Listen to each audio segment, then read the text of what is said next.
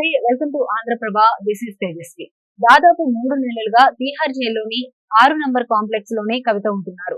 ఇవాళ తీహార్ జైల్లోని మాజీ మంత్రుల సబితా ఇంద్రారెడ్డి, సత్యవతి రాథోడ్లు ములాఖత్ లో కవితను కలిసి పరామర్శించారు. ఆమె యోగక్షేమాలు అడిగి తెలుసుకున్నారు.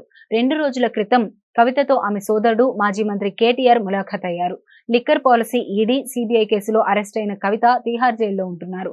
Delhi liquor policy, money laundering కేసులో మార్చి 15న కవితను ఈడీ అధికారులు అదుపులోకి తీసుకున్నారు.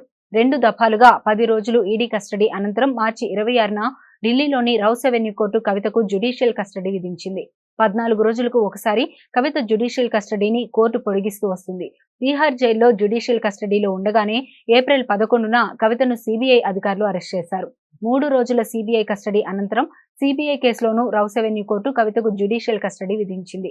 సిబిఐ కేసులో కవిత జ్యుడిషియల్ కస్టడీని మే 20 వరకు రౌస్ అవెన్యూ కోర్టు పొడిగించింది.